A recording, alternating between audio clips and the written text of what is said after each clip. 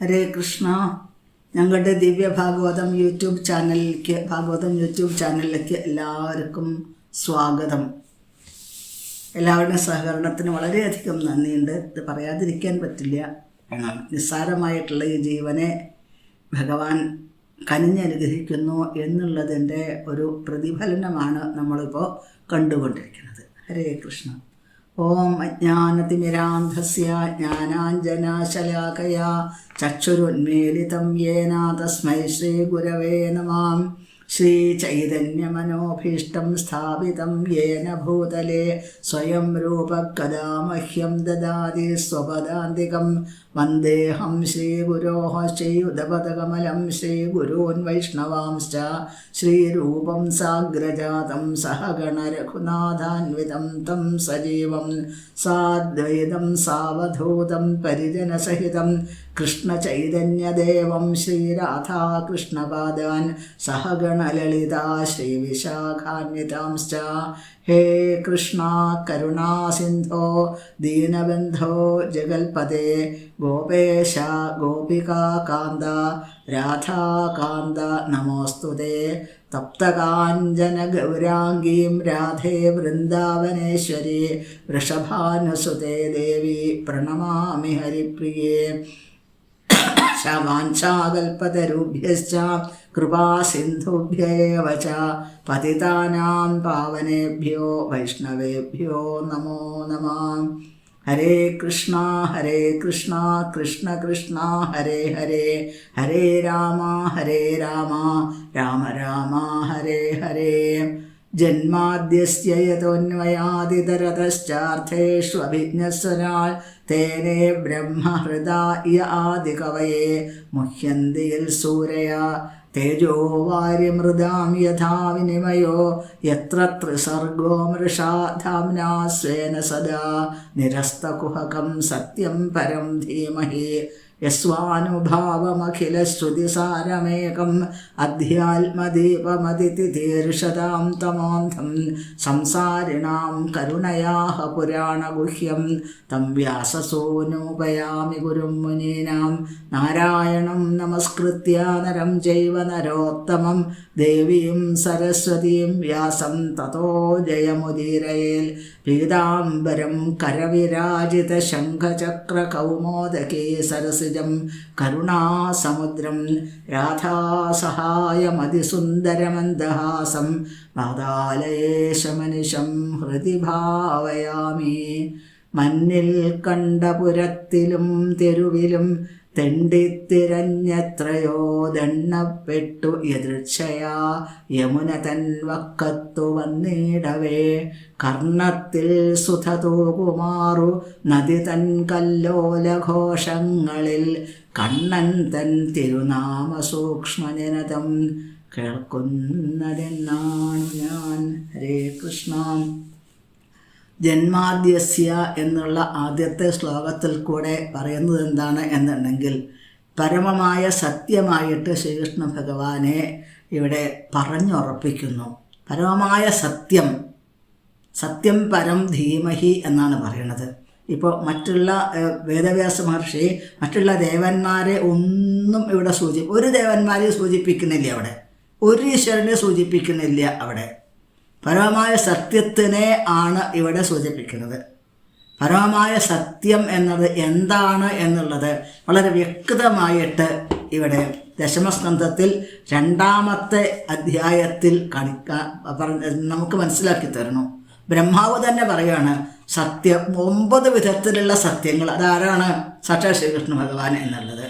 സത്യവ്രതം സത്യപരം ത്രിസത്യം സത്യസ്യ യോനിം നിഹിതം ച സത്യേ സത്യസ്യ സത്യമൃത സത്യനേത്രം സത്യാത്മകം ത്വാം ശരണം പ്രപന്നാഹ. ബ്രഹ്മാവിൻ്റെ സ്തുതിയിലത 9 സത്യങ്ങളെ കുറിച്ചിട്ട് പറയുന്നു. അങ്ങനെയുള്ള സത്യാത്മകനായിട്ടുള്ള ശ്രീകൃഷ്ണ ഭഗവാനെ ത്വാം ശരണം പ്രപന്നാഹ, ഭഗവാനെ ശരണം പ്രാപിക്കുന്നു എന്ന് സൂചിപ്പിക്കുന്നു. അങ്ങനെയുള്ള പ്രത്യക്ഷ കൃഷ്ണയേവഹി, പ്രത്യക്ഷമായിട്ടുള്ള ശ്രീകൃഷ്ണ ഭഗവാന്റെ രൂപമാണ് ശ്രീമദ് ഭാഗവതം. അതാണ് നമ്മൾ ഇപ്പോൾ കേട്ടുകൊണ്ടിരിക്കുന്നത്. ഇവിടെ നാരദ മഹർഷി വ്യാസദേവൻ്റെ മുമ്പിൽ പ്രത്യക്ഷപ്പെടുന്നത്. ആ അധ്യായമാണ് നമ്മളിപ്പോൾ പഠിച്ചുകൊണ്ടിരിക്കുന്നത്. ശ്ലോകം നമ്പർ 5 ആണ് ഇനി നമ്മൾ പഠിക്കാനായിട്ട് പോകുന്നത്. ദൃഷ്ട്വാനുയാന്തം ഋഷിമാത്മജമപ്യനഗ്നം ദേവ്യോ ഹ്രിയാ പരിദധുർന്ന സ്വദസ്യ ചിത്രം തദ്വീക്ഷ്യ പൃച്ഛതി മുനൗ ജഗതുസ്തവാസ്തേ സ്ത്രീ പുംഭ്യത നതു സ്വദസ്യ വിവിക്തദൃഷ്ടേഃ. ദൃഷ്ട്വാനുയാന്തം ഋഷിമാത്മജമപ്യനഗ്നം ദേവ്യോ ഹ്രിയാ പരിദധുർന്ന സ്വദസ്യ ചിത്രം തദ്വീക്ഷ്യ പൃച്ഛതി മുനൗ ജഗതുസ്തവാസ്തേ സ്ത്രീ പുംഭ്യത നതു സ്വദസ്യ വിവിക്തദൃഷ്ടേഃ. ദൃഷ്ട്വാ അനുയാന്തം ഋഷിം ആത്മജം അപി അനഗ്നം ദേവ്യോ ദേവ്യഃ ഹ്രിയാ പരിദധുഃ ന സുതസ്യ ചിത്രം തദ് വീക്ഷ്യ പൃച്ഛതി മുനൗ ജഗതുഃ തവ അസ്തി സ്ത്രീ പുംഭിത ന തു സുതസ്യ വിവിക്തദൃഷ്ടേഃ. ദൃഷ്ട്വാ അനുയാന്തം ഋഷിം ആത്മജം അപി അനഗ്നം ദേവ്യഃ ഹ്രിയാ പരിദധുഃ ന സുതസ്യ ചിത്രം തദ് വീക്ഷ്യ പൃച്ഛതി മുനൗ ജഗതുഃ തവ അസ്തി സ്ത്രീ പുംഭിത ന തു സുതസ്യ വിവിക്തദൃഷ്ടേഃ. ഇവിടെ ശുകദേവ ഗോസ്വാമിയും വ്യാസദേവനും ഒന്നിച്ച് ഒരു സരസിൻ്റെ തീരത്ത് കൂടെ നടന്നു പോകുന്ന ദൃശ്യത്തിനെ കാണിച്ചു തരുന്നു. ഇവിടെ വ്യാസദേവൻ തൻ്റെ പുത്രൻ്റെ പിന്നാലെ ശുകദേവ ഗോസ്വാമിയുടെ പിന്നാലെ സഞ്ചരിച്ചു കൊണ്ടിരിക്കുകയാണ്. അങ്ങനെ സഞ്ചരിച്ചു കൊണ്ടിരിക്കുന്ന സമയത്ത് സരസിൻ്റെ തീരത്തിൽ കൂടെ സഞ്ചരിച്ചു കൊണ്ടിരിക്കുന്നു. ആ സരസിൽ കുറച്ച് സ്ത്രീകൾ, വളരെ ചെറുപ്പമായിട്ടുള്ള സ്ത്രീകൾ കുളിച്ചുകൊണ്ടിരിക്കുകയായിരുന്നു. ആ ശിവദേവ ഗോസ്വാമിയെ കണ്ട സമയത്ത് അവർക്ക് പ്രത്യേകിച്ച് യാതൊരു ഭാവഭേദവും തോന്നിയില്ല. പക്ഷേ വ്യാസദേവനെ കണ്ട സമയത്ത് ഈ സ്ത്രീകൾ വളരെ പെട്ടെന്ന് വസ്ത്രമെടുത്ത് ധരിച്ച് വന്ദിച്ചു നിന്നു. അപ്പോൾ ശിവദേവ സ്വാമി ചെറുപ്പാണ്, 16 വയസ്സായിട്ടേ ഉള്ളൂ. വ്യാസദേവനാണെങ്കിൽ അദ്ദേഹത്തിന് 80-90 വയസ്സൊക്കെ ആയിട്ടുണ്ട്. അപ്പോൾ വ്യാസദേവൻ ചോദിക്കുന്നു, എന്താണ് നിങ്ങൾക്ക് ഇങ്ങനെ ഒരു പെരുമാറ്റത്തിന് വ്യത്യാസം വരാൻ കാരണം എന്ന്. ആ സമയത്ത് ആ സ്ത്രീകൾ പറയുന്നു, അത് അങ്ങയുടെ പുത്രനായിട്ടുള്ള ശുകദേവ ഗോസ്വാമിക്ക് സ്ത്രീ പുരുഷൻ എന്നുള്ള ഭാവഭേദങ്ങളൊന്നുമില്ല. ഈ കാണുന്ന എല്ലാ ചരാചരങ്ങളിലും ആ ഈശ്വരൻ്റെ ചൈതന്യത്തിനെ മാത്രം കാണുന്നു. സ്ത്രീ പുംഭിതാനതു സുതസ്യ വിവിക്തദൃഷ്ടേഃ. അത്രയും സാക്ഷാത്കാരം നേടിയിട്ടുള്ള ആളാണ് അങ്ങയുടെ പുത്രൻ. എന്നാൽ അങ്ങയ്ക്ക് ഈ വേദവ്യാസ മഹർഷിയുടെ അടുത്ത് തെറ്റില്ല. കാരണം വേദവ്യാസ മഹർഷി വാസ്തവത്തിൽ ഗൃഹസ്ഥാശ്രമിയാണ്. അവിടെ സ്ത്രീ പുരുഷ വ്യത്യാസം കണ്ടേ പറ്റൂ. 2 ഭാഗങ്ങളായി 2 പാർട്ട് ഇവർ അഭിനയിക്കുകയാണ് എന്ന് പറയേണ്ടതായിട്ട് വരും. ഒരാൾ സർവസംഗപരിത്യാഗിയായിട്ടുള്ള സന്യാസിയുടെ ആ ഭാവവും മറ്റേ വേദവ്യാസ മഹർഷി ഗൃഹസ്ഥൻ്റെ ഭാഗവും അഭിനയിക്കുന്നു. 2 പേരുടെ അടുത്തും തെറ്റില്ല. നമ്മൾ തെറ്റുണ്ടോ എന്ന് നമ്മൾ വിചാരിക്കരുത് എന്നാണ്. അപ്പോൾ ശുകദേവ ഗോസ്വാമിയുടെ, അതായത് 2 പേരും വളരെയധികം പെർഫെക്റ്റായിട്ടുള്ളവരാണ് എന്നാണ്. ഒരാൾ വിരക്തിയുടെ തീവ്രമായിട്ടുള്ള അവസ്ഥയിലാണ്, മറ്റൊരാൾ ഗൃഹസ്ഥാശ്രമത്തിൻ്റെ പരിപൂർണതയിലും അതിൻ്റെ പരിശുദ്ധതയിലുമാണ് എന്ന് നമ്മൾ മനസ്സിലാക്കേണ്ടതായിട്ടുണ്ട് എന്നാണ്. 6ാമത്തെ ശ്ലോകം. കഥമാലക്ഷിത പൗരൈഃ സംപ്രാപ്ത കുരുജാംഗളാൻ ഉന്മത്തമോഘ ജഡവദ്വിചരൻ ഗജസാഹ്വയേ. ശിവദേവ ഗോസ്വാമിയെക്കുറിച്ചാണ് ഇവിടെ പറയുന്നത്. കഥം ആലക്ഷിതഃ പൗരൈഃ സംപ്രാപ്തഃ കുരുജാംഗലാൻ ഉന്മത്തമോഘ ജഡവദ് വിചരൻ ഗജസാഹ്വയേ. കഥം ആലക്ഷിതഃ പൗരൈഃ സംപ്രാപ്ത കുരുജാംഗളാൻ ഉന്മത്ത മൂക ജഡവദ് വിചരൻ ഗജസാഹ്വയേ. ഗജസാഹ്വയേ എന്ന് പറഞ്ഞാൽ ഹസ്തിനപുരം എന്നർത്ഥം. അപ്പോൾ എങ്ങനെയാണ് ശുകദേവ ഗോസ്വാമി, വ്യാസദേവൻ്റെ പുത്രനായിട്ടുള്ള ശുകദേവ ഗോസ്വാമിയെ എങ്ങനെയാണ് ജനങ്ങൾ കണ്ടിരുന്നത്? അദ്ദേഹത്തിന് എങ്ങനെയാണ് അവർക്ക് മനസ്സിലാക്കാൻ സാധിച്ചത്? ആർക്കും മനസ്സിലാക്കാൻ സാധിക്കില്ല. ഗൂഢമായിട്ടുള്ള അവസ്ഥയാണ് അവിടത്തേക്ക് എന്നാണ്. അദ്ദേഹം ഒരു ഉന്മത്തനെ പോലെ, മൂകനെ പോലെ, ജഡവനെ പോലെയാണ് സഞ്ചരിച്ചിരുന്നത്. അവധൂതൻ്റെ രൂപത്തിലാണ് സഞ്ചരിച്ചിരുന്നത്. അപ്പോൾ ഈ ഭ്രാന്തനെയും അവധൂതനെ എങ്ങനെ തിരിച്ചറിയാം? ഭ്രാന്തനോട് നമ്മൾ വല്ല ചോദ്യവും ചോദിക്കുന്നു ആത്മീയമായിട്ടെന്നുണ്ടെങ്കിൽ അവർ ചിലപ്പോൾ മറുപടി പറയുന്നത് ചിലപ്പോൾ പറയില്ല, ചിലപ്പോൾ ശരിയായിരിക്കും പറയണത്, ചില സമയത്ത് തെറ്റായിരിക്കും. അപ്പോൾ ഒന്നും ഒരു ഭ്രമം ബാധിച്ചിട്ടുള്ള ആളാണ് ഭ്രാന്തൻ എന്ന് പറഞ്ഞത്. എന്നാൽ അവധൂതൻ അങ്ങനെയല്ല. അവർ ചോദിക്കുന്ന ആ സംശയങ്ങൾക്ക് വ്യക്തമായിട്ട് ഉത്തരം പറഞ്ഞു തരും. അത് മനസ്സിലാക്കിയിട്ട് മനസ്സിലാക്കിയിട്ടുള്ളവരോട് മാത്രമേ അവർ സംസാരിക്കുള്ളൂ എന്നതാണ്. അപ്പോൾ അവധൂതൻ്റെ വേഷത്തിലാണ് ഈ ശുകദേവ ഗോസ്വാമി സഞ്ചരിക്കുന്നത്. ഇവിടെ ഹസ്തിനപുരത്തിലൊക്കെ അധികം പല സ്ഥലങ്ങളിൽ സഞ്ചരിക്കുന്ന കൂട്ടത്തിൽ ഇടയ്ക്കൊക്കെ ഒരു ക്യാമറയുടെ ഫ്ലാഷൊക്കെ മിന്നുന്നത് പോലെ ഹസ്തിനപുരത്തിൽ കൂടെ സഞ്ചരിക്കുന്നത് കാണാറുണ്ട്. അങ്ങനെയുള്ള ആ ശുകദേവ ഗോസ്വാമി എന്തുകൊണ്ട് 7 ദിവസം ഗംഗാതീരത്ത് ഇരുന്നു ശ്രീമദ് ഭാഗവതം ഉപദേശിക്കാനായിട്ട്? ഇതാണ് ഈ ശൗനകാദി മഹർഷിമാർക്കുള്ള സംശയം. എവിടെ വെച്ചിട്ട് ആണ് ഈ ശ്രീമദ് ഭാഗവതം അവതരിപ്പിച്ചത്? പിന്നെ ആരാണ് അവതരിപ്പിച്ചത്? എന്ത് ഉദ്ദേശം വെച്ചിട്ട് അവതരിപ്പിച്ചത്? ഏത് യുഗത്തിലാണ് അവതരിപ്പിച്ചത്?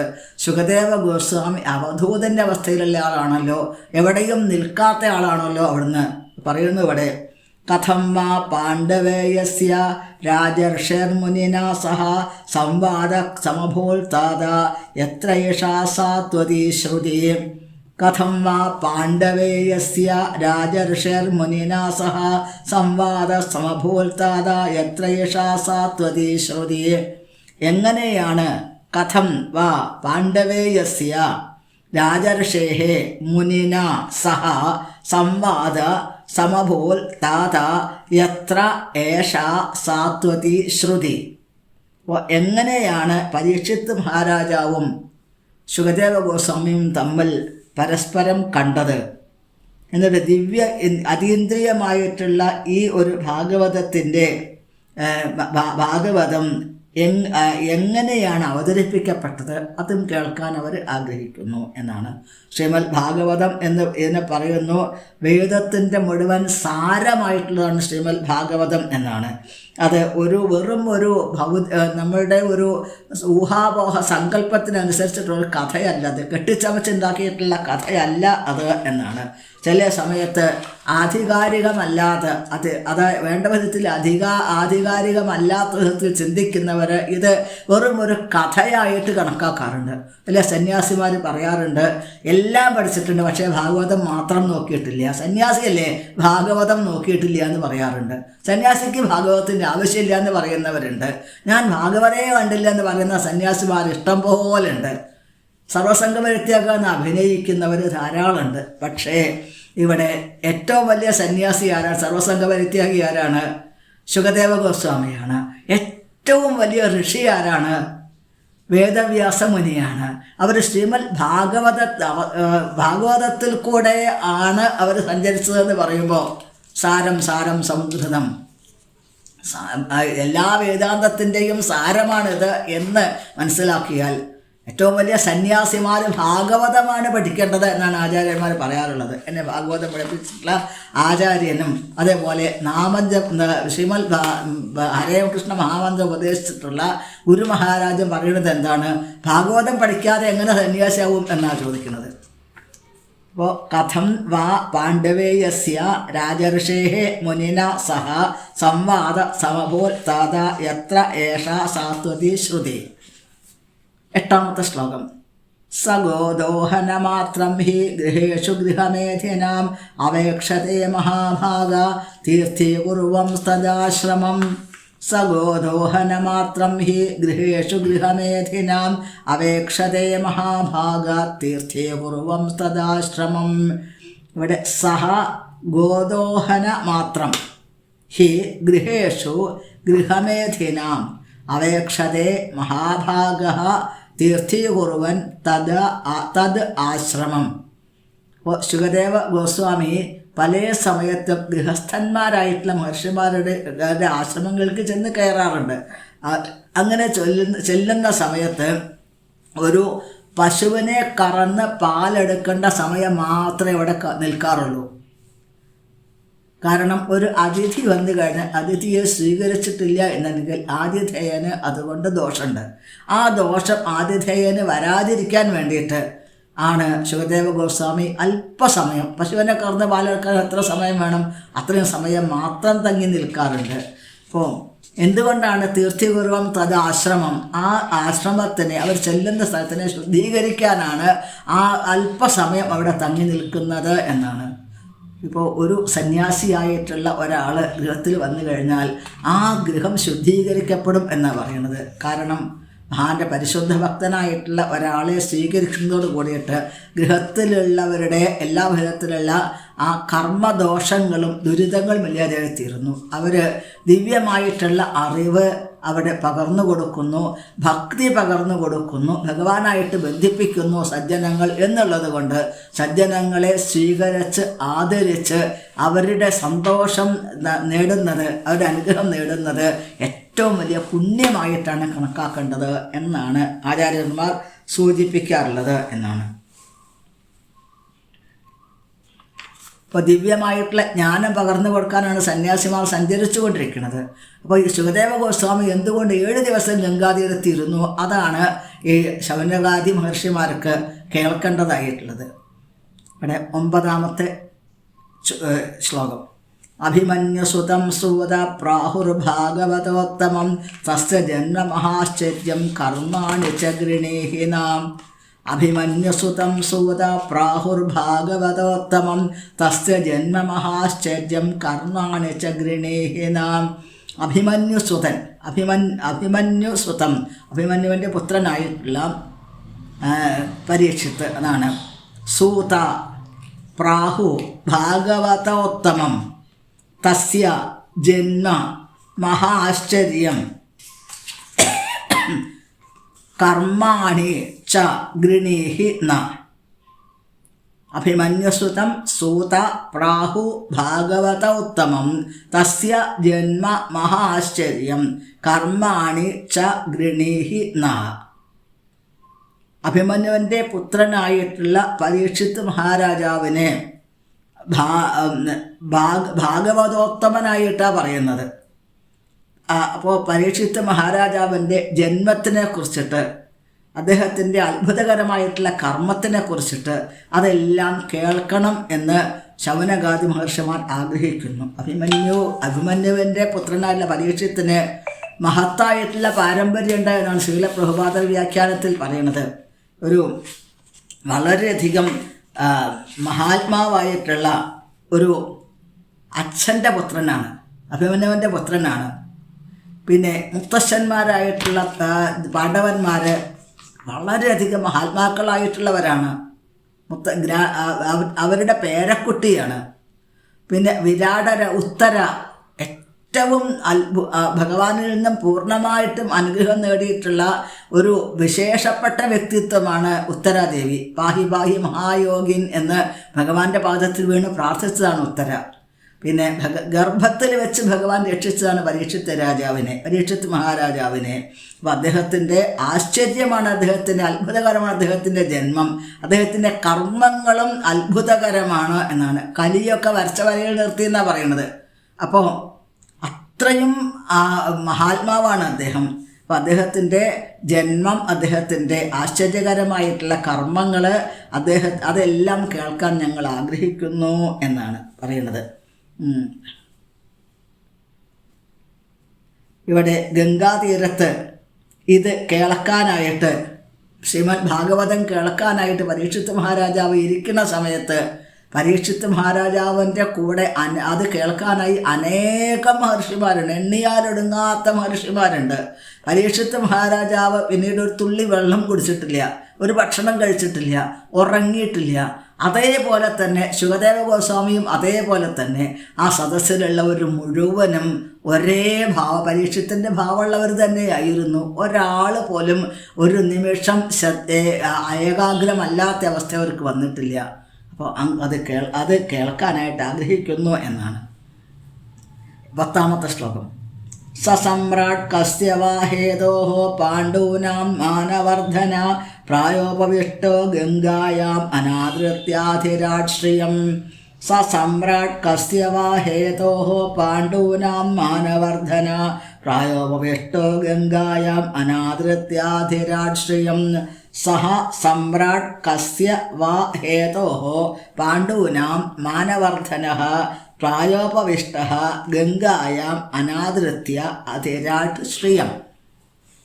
അതായത് പരീക്ഷിത്ത് മഹാരാജാവ് ഏറ്റവും മഹാനായിട്ടുള്ള ചക്രവർത്തിയായിരുന്നു.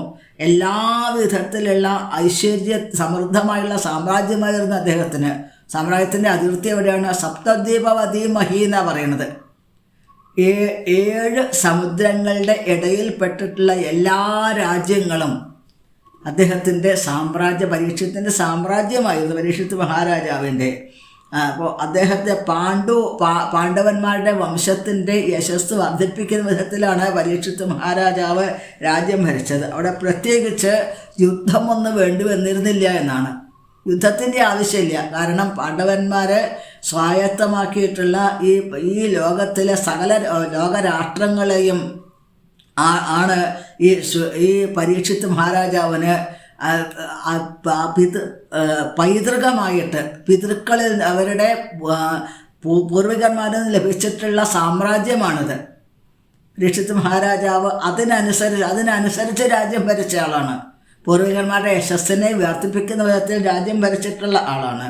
അപ്പോൾ എന്തുകൊണ്ട് പരീക്ഷിത്ത് മഹാരാജാവ് തൻ്റെ ആ ഗംഗാ തീരത്ത് വെച്ചിട്ട്, അതോ ഇന്നത്തെ സ്ഥിതിയിൽ പറഞ്ഞ 39 വയസ്സാണ് പറയുന്നത്, 39 വയസ്സ് പ്രായത്തിലാണ് പരീക്ഷിത്ത് മഹാരാജാവ് തൻ്റെ ജീവൻ ഉപേക്ഷിച്ചത്, ഈ ശരീരം വിട്ടുപോയത്. എന്താണ് അതിന് കാരണം? Why did give up everything to sit down on the bank of Ganges and fast until death? എല്ലാം ഉപേക്ഷിച്ചിട്ട് ഒരു രാജാവിന് ഏറ്റവും വലിയ കടമ എന്താണ്? പ്രജകളെ പരിപാലിക്കുക എന്നുള്ളത്. നല്ല യൗവനകാലത്ത് എന്തുകൊണ്ട് പ്രജകളെ ഈ രാജ്യഭരണം ഉപേക്ഷിച്ചു? തെറ്റല്ലേ ചെയ്തത്? എന്തുകൊണ്ടാണ് ഉപേക്ഷിക്കാൻ കാരണം എന്നാണ്. അവസാന നിമിഷം വരെ അവിടുന്ന് 7 ദിവസം ഒരു തുള്ളി വെള്ളം പോലും കുടിച്ചില്ലേ, ഉപവാസം അനുഷ്ഠിച്ചു. അതിനെന്താണ് കാരണം എന്നാണ്. ഇതെല്ലാം കേൾക്കാൻ ഞങ്ങൾ ആഗ്രഹിക്കുന്നു എന്ന് സൂചിപ്പിക്കുന്നു. പിന്നെ നമന്തിയൽ പാദനികേതമാത്മന ശിവായ ഹാനീയ ധനാനി ശത്രവ കഥം സവീര ശ്രിയമംഗദുസ്ത്യജം യുവൈഷദോത്സഷ്ടു മഹോസഹാസുഭി. നമന്തിയൽ പാദനികേതമാത്മന ശിവായ ഹാനീയ ധനാനി ശത്രവ കഥം സവീര ശ്രിയമംഗദുസ്ത്യജം യുവൈഷദോത്സഷ്ടു മഹോസഹാസുഭി. നമന്തി യൽ പാദനികേതം ആത്മനഃ ശിവായ ഹാനീയ ധനാനി ശത്രവഃ കഥം സ വീരഃ ശ്രിയം അംഗ ദുസ്ത്യജാം യുവ ഐഷത ഉത്സൃഷ്ടം അഹോ സഹ അസുഭി. അതായത് പരീക്ഷിത്ത് മഹാരാജാവ് ഏറ്റവും മഹാനായിട്ടുള്ള ചക്രവർത്തിയായിരുന്നു. അപ്പം അദ്ദേഹത്തിൻ്റെ ശത്രുക്കളുണ്ടായിരുന്നില്ല. അദ്ദേഹത്തിന് ശത്രുക്കളായിട്ടുള്ള ശത്രുഭാവം അദ്ദേഹത്തിന് ആരോടും ഉണ്ടായിരുന്നില്ല. അപ്പോൾ ഏതെങ്കിലും രാജ്യത്ത് അദ്ദേഹം ചെന്നു കഴിഞ്ഞാൽ ആ പരീക്ഷിത്ത് രാജാവിനോട് സൗഹൃദത്തിലാവാൻ എല്ലാവരും ആഗ്രഹിച്ചിരുന്നു. അപ്പോൾ അവരുടേതായുള്ള സാമ്രാജ്യങ്ങളൊക്കെ എല്ലാം പരീക്ഷിത്ത് മഹാരാജാവിൻ്റെ കാൽക്കൽ വെച്ചിട്ട് നമസ്കരിച്ചിരുന്നു. അദ്ദേഹത്തിന് ശരണാഗതി പ്രാപിച്ചിരുന്നു പരീക്ഷിത്ത് മഹാരാജാവിനെ എന്നാണ്. എന്നിട്ട് അവരുടെ സ്വന്തം ലാഭത്തിന് വേണ്ടിയിട്ട്, അതായത് പരീക്ഷിത്ത് ചെല്ലുന്ന ആ രാജ്യത്തിലെ രാജാവിൻ്റെ സ്വന്തം ക്ഷേമത്തിന് വേണ്ടിയിട്ടാണ് അവരുടേതായിട്ടുള്ള എല്ലാം പരീക്ഷത്തിന് മുമ്പിൽ കാൽക്കൽ വെച്ച് അടിയറവ് പറഞ്ഞിരുന്നത്. അപ്പോൾ നല്ല യൗവനകാലമാണ് പരീക്ഷത്തിന്. എല്ലാ വിധത്തിലുള്ള ഐശ്വര്യങ്ങളും അനുഭവിക്കാൻ പറ്റിയിട്ടുള്ള പ്രായമാണ്. അപ്പോൾ എന്തുകൊണ്ടാണ് അവിടുന്ന് ഇതെല്ലാം ഉപേക്ഷിക്കാൻ കാരണം, ജീവൻ ഉപേക്ഷിക്കാൻ എന്താണ് കാരണം എന്നാണ് ഇവിടെ ചോദിക്കുന്നത് എന്നാണ്. അതായത് ഇവിടെ there was enough milk, grains and metals and all the rivers, mountains were full of potency. ആ സാമ്രാജ്യത്തിൽ എല്ലാം ഐശ്വര്യ സമ്പൂർണമായിരുന്നു എന്നാണ്. ഇതൊക്കെ എന്തുകൊണ്ട് ഉപേക്ഷിച്ചു എന്നാണ്. ശിവായ ലോകസ്യ ഭവായ ഭൂതയേ യ ഉത്തമ ശ്ലോക പരായണ ജനാഃ ജീവന്തി നാത്മാർത്ഥമസൗ പരാശ്രയം മുമോച നിർവിദ്യ കുതക്കളേവരം. ശിവായ ലോകസ്യ ഭവായ ഭൂതയേ യഹ ഉത്തമശ്ലോകപരായണാഃ ജനാഃ ജീവന്തി ന ആത്മാർത്ഥം അസൗ പരാശ്രയം മുമോച നിർവിദ്യ കുതഃ കളയവരം. അതായത് പരീക്ഷിത്ത് മഹാരാജാവിൻ്റെ ഈ ഒരു ജീവിതം, ചക്രവർത്തിയുടെ ജീവിതം, അത് പ്രജകൾക്ക് അവകാശപ്പെട്ടതാണ് എന്നാണ്. അദ്ദേഹത്തിനെ ആശ്രയിച്ചിട്ടുള്ളവർ മുഴുവൻ രക്ഷിക്കേണ്ടത് അദ്ദേഹത്തിൻ്റെ കടമയാണ്. സ്വന്തം സ്വാർത്ഥത്തിന് വേണ്ടിയിട്ടല്ല ഒരു രാജാവ് രാജ്യം ഭരിക്കുന്നത്, പ്രജകളുടെ ക്ഷേമത്തിന് വേണ്ടിയിട്ടാണ്. അപ്പോൾ പരീക്ഷിത്ത് മഹാരാജാവ് എന്തുകൊണ്ടാണ് ഇങ്ങനെയുള്ള അദ്ദേഹത്തിൻ്റെ ആ കടമ വേണ്ട വിധത്തിൽ നിർവഹിക്കണ്ടേ? സ്വാർത്ഥബുദ്ധി ഇല്ലാതെ രാജ്യം ഭരിച്ചിരുന്ന ആളല്ലേ. എന്തുകൊണ്ടാണ് അദ്ദേഹം ഈ ശരീരം ഉപേക്ഷിച്ചത്? മറ്റുള്ളവർക്ക് ആശ്രയമായിരിക്കുന്ന അദ്ദേഹത്തിൻ്റെ ജീവിതം എന്തുകൊണ്ട് അദ്ദേഹം ഉപേക്ഷിച്ചു? അത് കേൾക്കണം എന്ന് ആഗ്രഹമുണ്ട് പരീക്ഷിത്ത് ശൗനകാദി മഹർഷിമാർക്ക് എന്നാണ് ഇവിടെ സൂചിപ്പിക്കുന്നത്. ഇപ്പോൾ ഒരു ഭഗവാന്റെ ഭക്തനായിട്ടുള്ള ഒരാൾക്ക് എല്ലാ വിധത്തിലുള്ള സൽഗുണങ്ങളും ഉണ്ടാവും എന്നാണ്, എല്ലാ ഗുണങ്ങളും സൽഗുണങ്ങളും ഉണ്ടാവും എന്നാണ്. അപ്പോൾ പരീക്ഷിത്ത് മഹാരാജാവ് അതിന് ഒരു ഉദാഹരണമായിരുന്നു. ഒരു മാതൃ ലോകത്തിന് എത്ര കണ്ട് ഗുണങ്ങൾ ഉണ്ടാവാം ഒരു ഭരണാധികാരിക്ക് എന്നതിൻ്റെ ഒരു പ്രത്യക്ഷ ഉദാഹരണമായിരുന്നു പരീക്ഷിത്ത് മഹാരാജാവ് എന്നതാണ്. അപ്പോൾ ഈ ജനങ്ങളൊക്കെ എല്ലാവർക്കും ക്ഷേമം മാത്രം, നന്മകൾ മാത്രമാണ് പരീക്ഷിത്ത് മഹാരാജാവ് ചെയ്തിരുന്നത്. പരീക്ഷിത്ത് മഹാരാജാവിൻ്റെ സാമ്രാജ്യത്തിൽ ഒരു പശുവിനെ പോലും കൊന്നിട്ടില്ല. പശുവിനെ ജന്തു ഹിംസ നിരോധിച്ചിരുന്നു. അവിടെ മദ്യപാനം നിരോധിച്ചിരുന്നു, വേശ്യാസംഘം നിരോധിച്ചിരുന്നു, പിന്നെ ചൂതുകളി നിരോധിച്ചിരുന്നു. ഇത് 4 ഇല്ല എന്നുണ്ടെങ്കിൽ പിന്നെ സ്വർണത്തിനോടുള്ള അതിയായിട്ടുള്ള ഭ്രമം, ധാരാളം സ്വർണ്ണം ഉണ്ടായിരുന്നു, പക്ഷെ അതിനോടൊരു ഭ്രമം ആർക്കും ഉണ്ടായിരുന്നില്ല. അത്രയും പരിശുദ്ധമായിട്ടുള്ള അവസ്ഥയായിരുന്നു ആ ജനങ്ങൾക്കുണ്ടായിരുന്നത്. എന്താണ്, യഥാ രാജ തഥാ പ്രജ എന്ന് പറയാറുണ്ട്. രാജാവിൻ്റെ അതേപോലുള്ള മനോഭാവമായിരുന്നു പ്രജകൾക്കും. അപ്പോൾ ഇതൊക്കെ എന്തുകൊണ്ട് ഉപേക്ഷിച്ചു എന്നാണ്. തൽസർവം ന സമാചക്ഷ പൃഷ്ടോ യദിഹ കിഞ്ചന മന്യേ ത്വം വിഷയേവാചം സ്നാതം അന്യത്ര ഛാന്ദസാൽ. തൽസർവം ന സമാചക്ഷ പൃഷ്ടോ യദിഹ കിഞ്ചന മന്യേ ത്വം വിഷയേവാചം സ്നാതം അന്യത്ര ഛാന്ദസാൽ. തത് സർവം ന സമാചക്ഷ പൃഷ്ടഃ യദ് ഇഹ കിഞ്ചന മന്യേ ത്വാം വിഷയേ വാചാം സ്നാതം അന്യത്ര ഛാന്ദസാൽ. തത് സർവം, അതായത് ഞങ്ങൾക്ക് ഇതിൻ്റെ എല്ലാം ഉത്തരങ്ങൾ കേൾക്കണം ഞങ്ങൾ ആഗ്രഹിക്കുന്നു.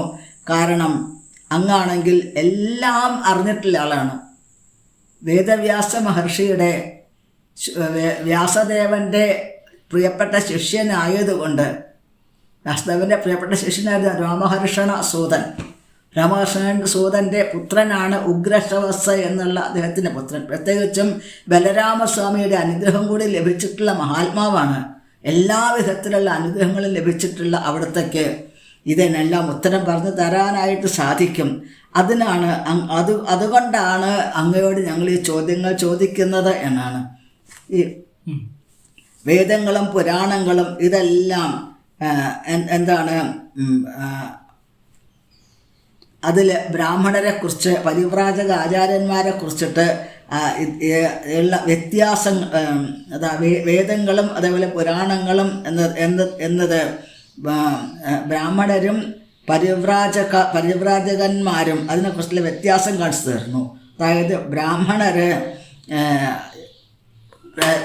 ബ്രാഹ്മണർ വേദ മാർഗത്തിൽ കൂടെയുള്ള കർമ്മകാണ്ഡത്തിൽ കൂടെ സഞ്ചരിക്കുന്നു എന്നുണ്ടെങ്കിൽ പരിവ്രാജക ആചാര്യന്മാർ എങ്ങനെയുള്ളവരാണ്? അവരെല്ലാം പഠിച്ചിട്ടുള്ളവരാണ്.